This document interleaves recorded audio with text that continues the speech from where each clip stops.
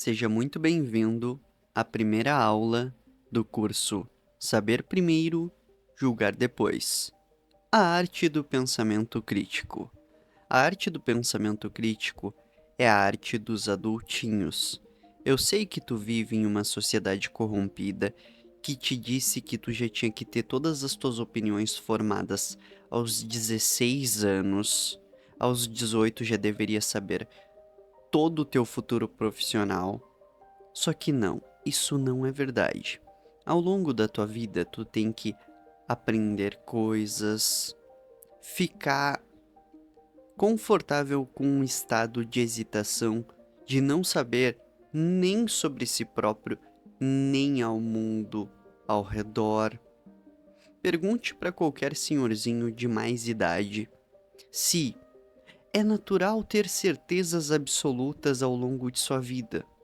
E ele vai responder que um estado constante de hesitações, imprudências, precipitações é normal ao longo da vida. No entanto, pergunte a um senhorzinho genial qual é o estado mental que deve ser cultivado ao longo da existência, e ele vai dizer: um estado de prudência, um estado de entendimento que as tuas premissas podem estar erradas, um estado de não certezas absolutas, um estado de estudar, estudar, estudar, compreender, compreender, compreender, melhorar, melhorar e melhorar. Isso é esperado para um ser humano normal. Agora, a massa brasileira, que é cultivada como se fosse gado, foi introjetado nela a seguinte mentalidade: aos 16 anos o sujeito tem que tirar um título de eleitor porque ele já sabe qual é o lado político dele. Aos 18 ele tem que decidir qual é a faculdade ou o concurso ou o que for que seja que ele tem que fazer. Não se dá espaço, não se dá margem hoje para o estudante brasileiro, para a pessoa média brasileira, entrar em um estado de hesitação, que é dizer: não sei, olha, eu não entendo de política, de economia, eu não me conheço direito. Em alguns campos existe quase que um apelo inflamado, emocional, muito inflacionado, eu diria, para se explorar. Todo mundo entendeu o que eu tô falando. No entanto, parece que para outras coisas, carreira profissional, opiniões políticas, mentalidade, aí o se explore vira o não. Aceite o que a gente tá falando porque a gente fala a real. E por a gente entenda governo, mídia, zeitgeist, movimentos de pessoas que, aliás, que é um sinal de fraqueza intelectual se o sujeito adere a um movimento de massa e abdica da própria personalidade para ser aceito por uma patota, por um grupinho. Ele é um sujeito com clara necessidade de aprovação intelectual.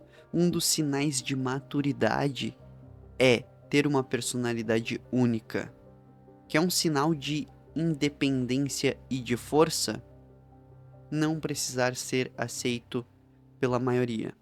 Escolha uns 6, 8 sujeitos que tu ama, queira que eles te amam, queira que eles te deem carinho, atenção, etc. Agora, uma patota inteira, um partido inteiro, um grupo inteiro, tu precisa ser aceito por eles todos. Se tu tem essa necessidade de aprovação, de ser aceito, tu é um sujeito fraco. Me desculpe, as duras palavras, porém são verdadeiras. Questionar é o caminho mais curto para a verdade. O hábito de duvidar transforma informação em conhecimento. Aceite um estado de hesitação, um estado de dúvida.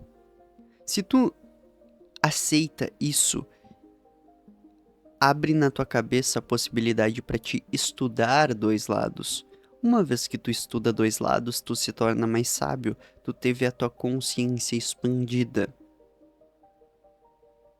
Eu vou te dar um exemplo de quão ridículo eu acho apego a símbolos e aceitação incondicional de algo.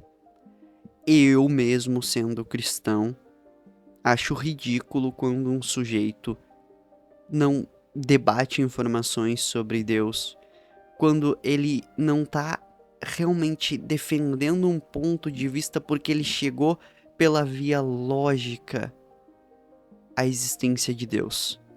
Eu acho ridículo quando uma pessoa se apega de forma infantil e a resposta dela é: porque meus pais eram cristãos, porque me foi ensinado na infância. Durante um bom tempo eu fui ateu. Só que pela via lógica, quando eu percebi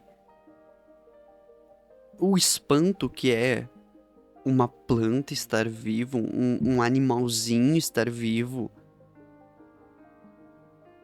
quando eu concebi essa questão, peraí, se há consciência e estamos todos vivos, e eu tenho quase certeza que estamos todos vivos e não somos meras marionetes, se há consciência e há vida na matéria, então a consciência é uma possibilidade da matéria.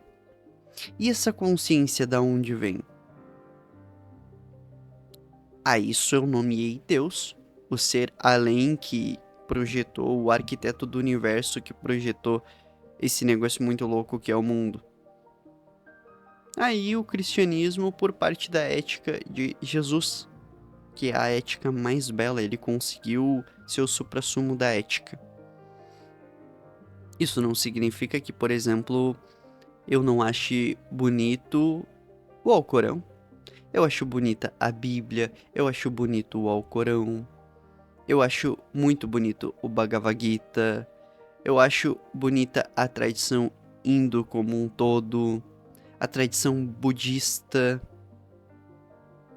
Eu realmente gosto disso tudo, eu realmente pesquisei sobre isso tudo. Vocês podem ver que a minha opinião é formada não por me disseram que existe algo. Não, eu até rejeitei que existe algo, só que aí essa questão da consciência me pegou. E então eu fui estudando, juntando material, e aí eu cheguei a uma cosmovisão, uma concepção de universo. Agora, essa mesma questão que eu apliquei à religião, eu também apliquei aos negócios, eu também apliquei à política, eu também apliquei à minha vida intelectual. Esse estado de hesitação e de ok, eu não sei, portanto eu vou estudar para saber. É um estado que deve permanecer no ser humano caso ele deseje a inteligência. Por isso é saber primeiro e julgar depois, tá? O senso crítico nasce da humildade de saber que não sabemos tudo, ou seja, saber que não sei. Só sei que nada sei te lembra alguém? Reconhecer os próprios limites é o início da sabedoria. Se eu não me engano, Aristóteles diz que a filosofia começa com o espanto, e se eu não me engano, Sócrates diz que a filosofia começa com o reconhecimento de que não se entende as coisas, o reconhecimento da própria ignorância. É claro que a atitude de se espantar com a vida é uma atitude extremamente intelectual. Como, por exemplo, quando tu se espanta na possibilidade da matéria gerar consciência. Isso é espantoso. Agora, um sujeito mais ignorante, ele pode pensar que já desvendou todo o universo. E aí tu pergunta coisas simples como o que é a consciência? Ah, é isso que tá aí. Ele dá qualquer resposta sem se deixar espantar pelo universo que o cerca. Só que esse espanto, ele nos conduz a uma reflexão que é: caraca, eu tô espantado porque eu não entendi. Eu entendi que eu não entendi. A mentalidade padrão do brasileiro médio hoje é achar que compreendeu algo que ele não compreendeu. É o famoso efeito Dunning-Kruger. O efeito Dunning-Kruger diz que pessoas chulas pensam serem geniais. Pessoas palurdas pensam possuir conhecimentos incríveis. Aí acontece comuna rico milionário que comemora a morte de milionário. Vocês sabem de quem eu tô falando. O brasileiro médio, ele não tem a capacidade de reconhecer que ele não entendeu sobre o que ele tá falando. O brasileiro médio, ele não tem capacidade de se espantar. Ele acha que a vida é simples. Não, Karl Marx já resolveu tudo. É tudo só política. Não, não, não, não. A ciência resolve tudo, já era. Que? Não, porque o método científico é a coisa mais importante que aí não importa. Hã? Que? Vou falar um negócio pra vocês. O método científico, ele é válido pra testar, comprovar, refutar hipóteses.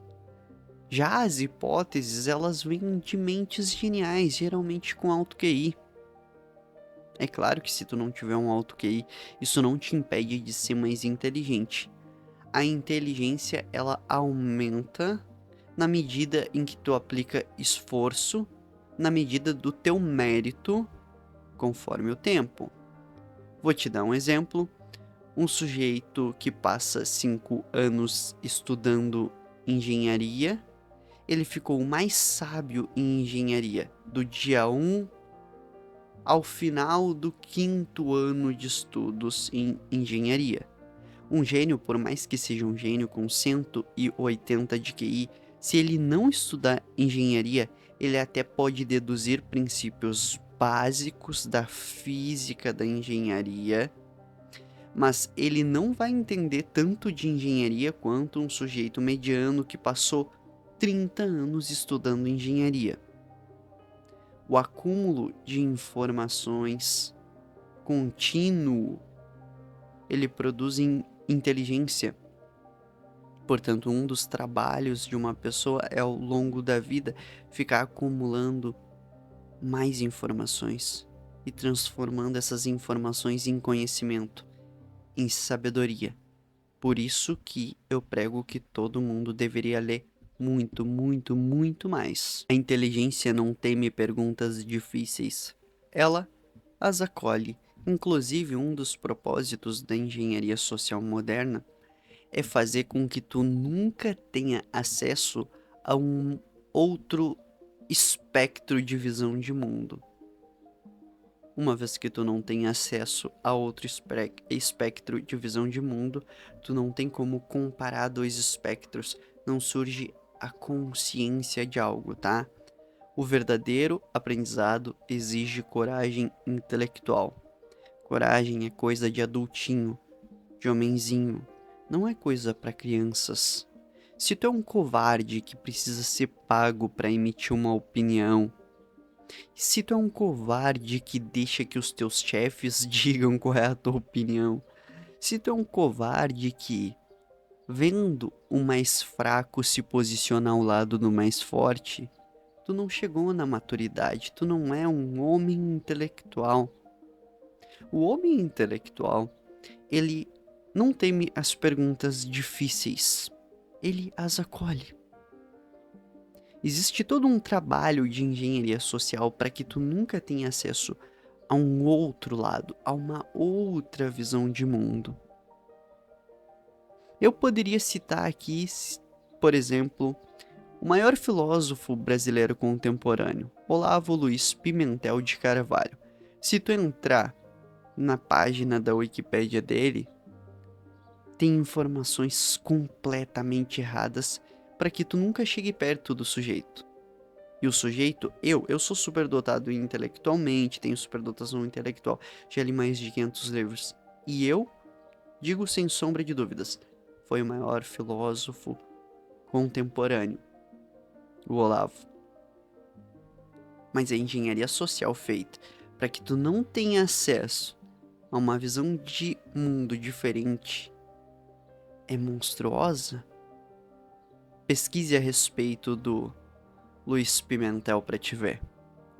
Vão surgir infinitas informações que não tem nada a ver com ele. O mais louco de tudo é as informações não batem. Se tu for ver, ele é autor de várias teorias filosóficas, sociólogas, etc. Mas as coisas que taxam ele como extremismo, conspirador, não se verificam. Então, muito cuidado com quem chega e diz: não vá ver o outro lado. Vá ver o outro lado. Não, você não precisa da sabedoria do outro lado. Que? Tu tem que acolher essa dificuldade, que é ir lá e entender o outro lado. Simplesmente para te ser um homenzinho adulto com pensamento crítico, racional, tu tem que se comportar com coragem intelectual e não com covardia. E não ceder a tua consciência para quem paga mais. E não ceder a tua consciência para o medo. Ai, porque vão me criticar se eu pensar diferente de todos. Dane-se. Não tenha medo de ser odiado, não tenha medo de buscar a verdade, não tenha medo de falar a verdade, ok?